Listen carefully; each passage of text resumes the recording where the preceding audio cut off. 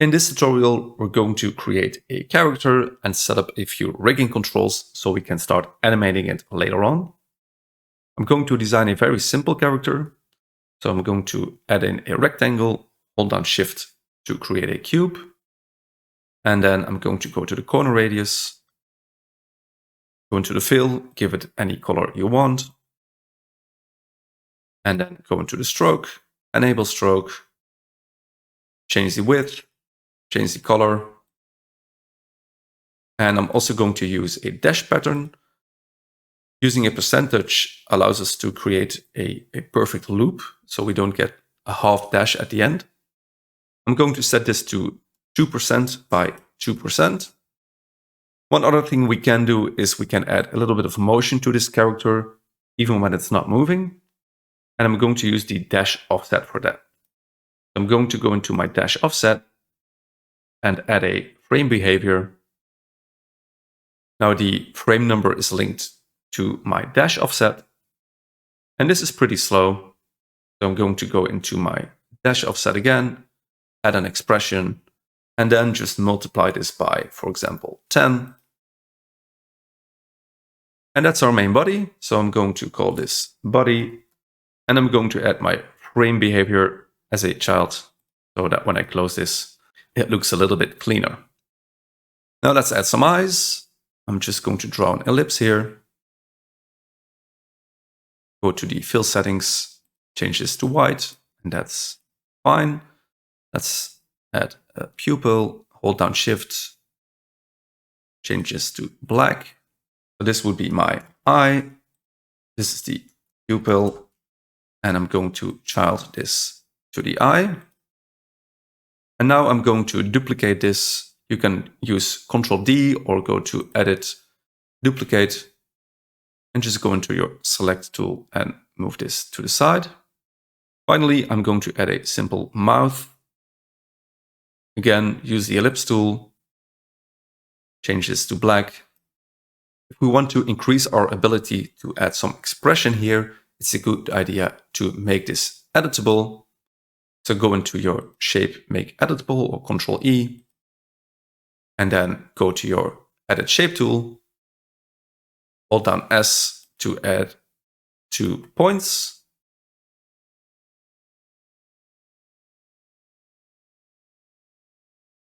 You generally don't want to overdo this. You don't want 20 points.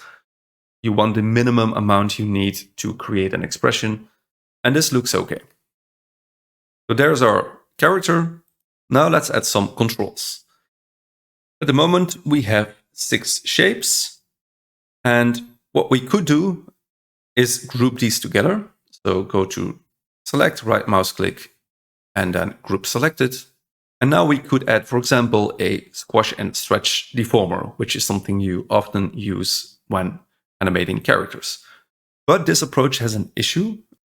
If I add the deformer and animate the amount, you see that our character isn't squashing and stretching. All the individual elements are squashing and stretching. And this can be useful, but in our case, this is not the behavior we want. We want the full character to react to this deformer. So instead of using a group, I'm going to pre-compose this. And there are 2 ways to do that: the standard pre-compose or pre-compose based on selection bounds, which is a little bit cleaner in this case. So we're going to use that.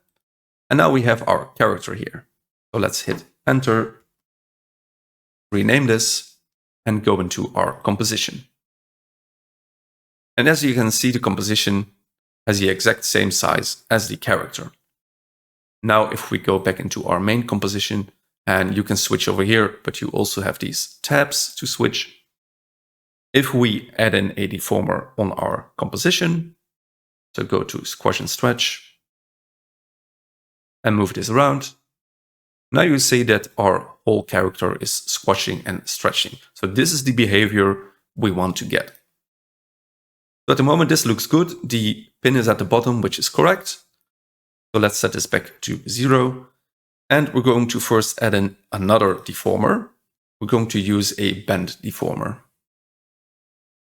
And when we add in the bend, there's a few things we need to change. First of all, we want to set the direction to vertical, and we want to set the vertical pin to the bottom. And now when we change the bend angle, when it's 0, everything is fine. But as soon as we start changing the bend angle, you see that our character gets cut off. The easy way to change that is just to enable this as an artboard, which then increases the size of the composition basically in a dynamic way. So now when we change this, you see that everything is fine.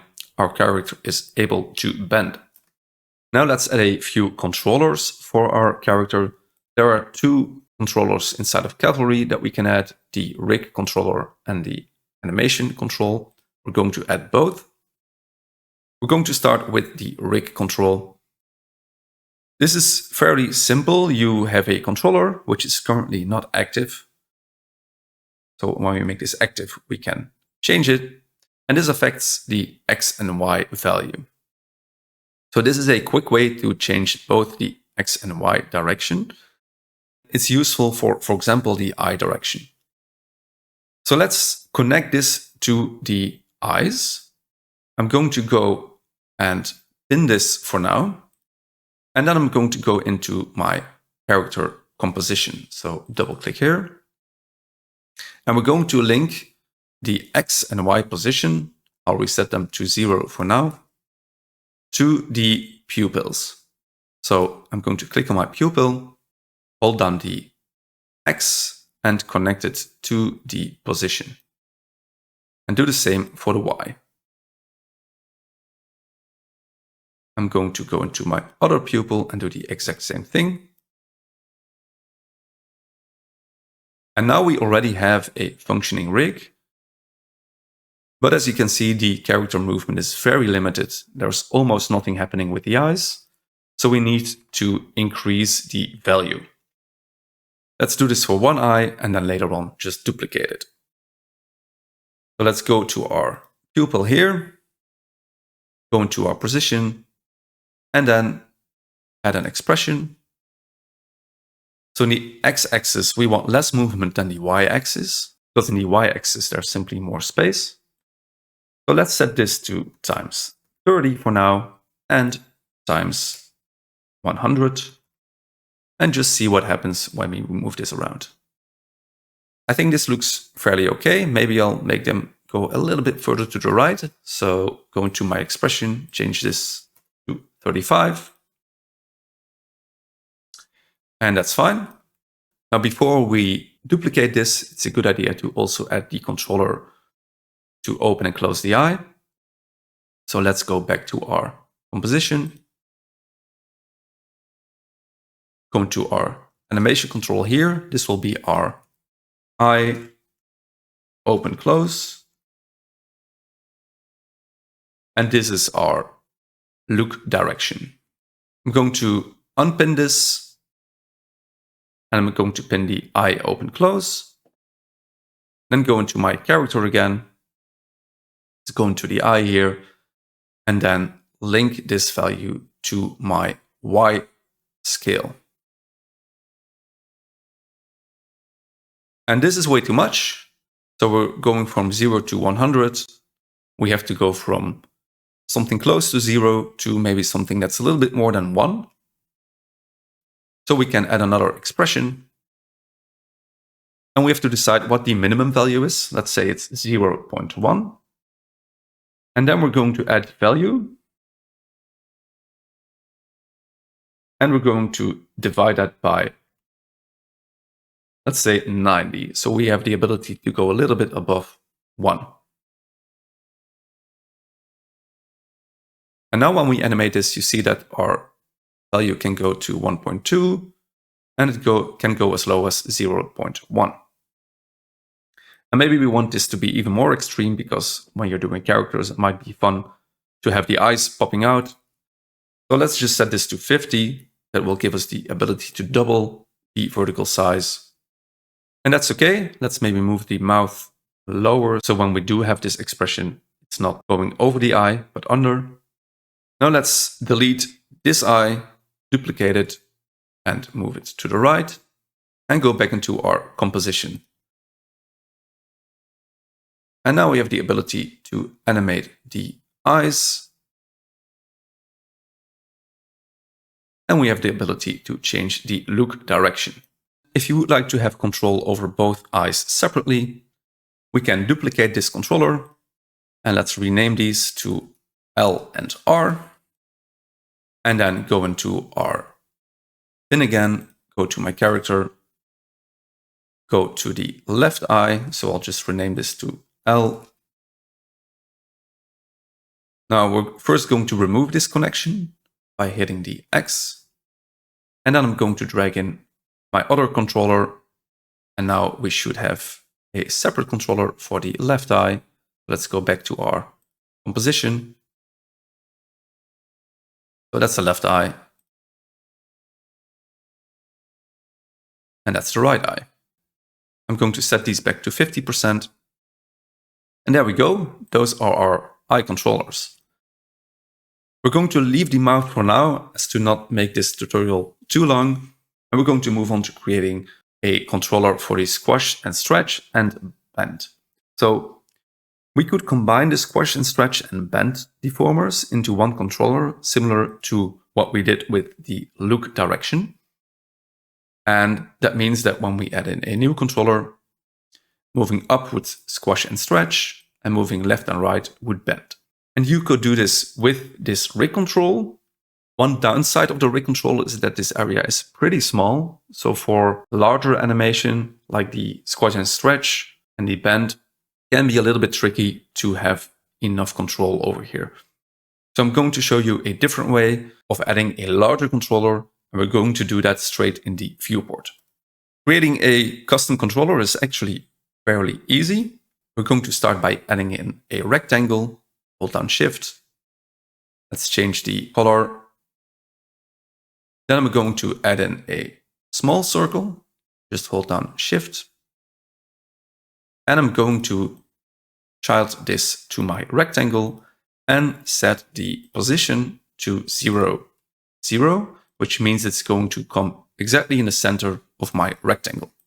And now I can link the Y position to our squash and stretch and the X position to our bend. So let's go into our bin here, activate this and go to squash and stretch. So using the Y value and connecting it to the amount here, and then go into my bend. And again, using the, not the Y, but the X value and connecting it to the bend angle. And now when we move this circle around, we get a very odd effect. When we look closely, we see that there is something happening, but it's going way too fast. And that's because our values are too extreme.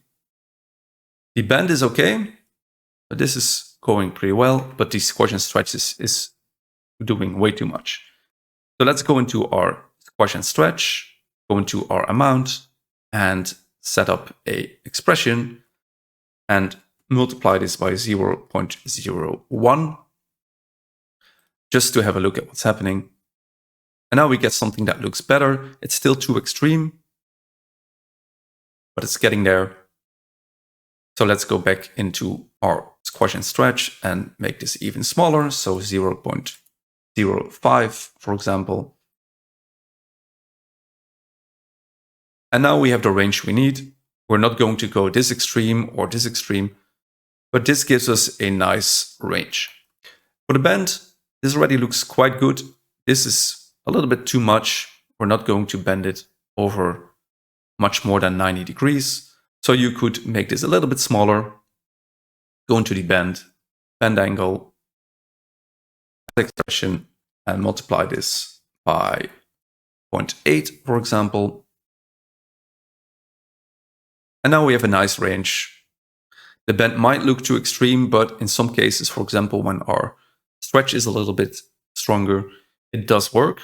And we can go outside of the range of our rectangle. So the rectangle is just an indication of where we should be going, but in extreme cases, we have the freedom to go outside. Now you can further improve this visual selector by adding a cross, maybe adding in what's happening exactly at the bottom to make it easier. But the general way you would animate this is just by dragging this circle around. I'll quickly rename these. And if your controller is in the way, you can always move it. So that's not going to affect our animation at all. So when we change our value and we just move this to the side, everything works fine. You can still go into the circle settings. If you want to reset this, for example, just hit 0, 0, and we know it's completely at the default value again. The only thing you have to do is to keep in mind that you hide this when you're rendering. One final thing we're going to do is we're going to add our controllers into our control center. So if I go into my look direction, for example, I can just right click, add to control center, and I can do this for everything I want to animate.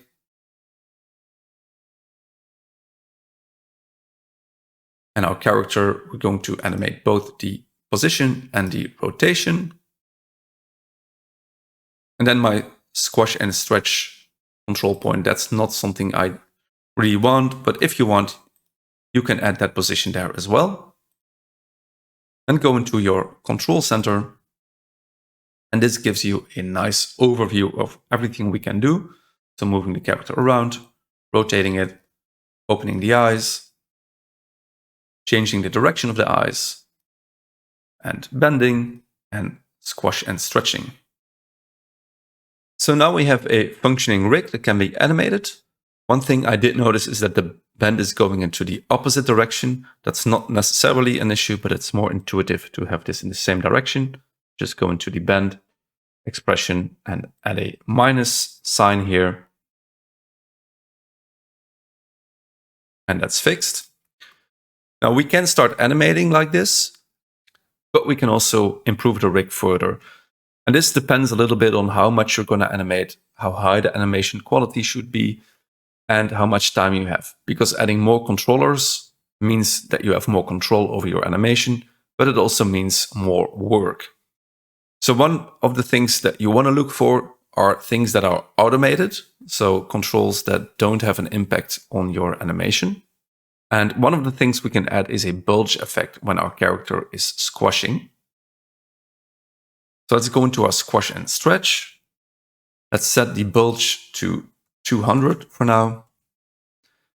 Hit the subdivide geometry, so Cavalry is able to bend our shape. And then we can go into the graph and set this to something like this. Let's make this a little higher.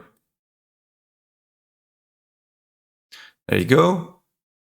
Let's increase this further so you can really see what's happening. So now when we squash and stretch, our character is bulging. You can set this to any value you like. I'm going to lower this a little bit, maybe 300 is okay. And this is just part of the squash and stretch settings, so it's not going to affect the amount of work we have during the animation phase. Another thing we can add is more control to the body. So at the moment we just have our main controller, which is in the center. Just reset this to 0. So it would be nice to have more control so we can rotate the character around the corners, for example. You can do that by going to animation, add null. And I'm going to add in 3 nulls. So 1 null as the main controller, 1 null for this corner, and then I'm going to duplicate, Ctrl D, to this corner. Our main controller, this one, we'll call the master.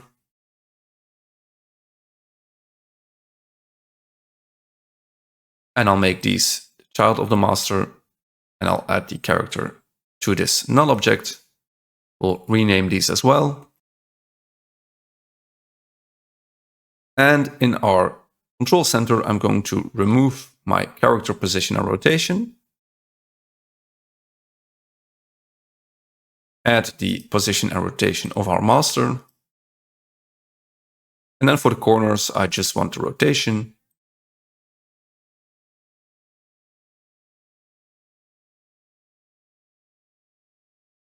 So we can now rotate around this corner, and we still have our master controller to move the character and rotate the character around the center. At the moment, we can still click on our character, which could be confusing and could also lead us to accidentally move the wrong object. So I'm going to lock this. Now there's no way to click this. We just have the controllers and that's it. So you could go even further. You could add more controls for the eyes. You could add controls for the mouth. But we're going to use this basic rig in the next part of this series.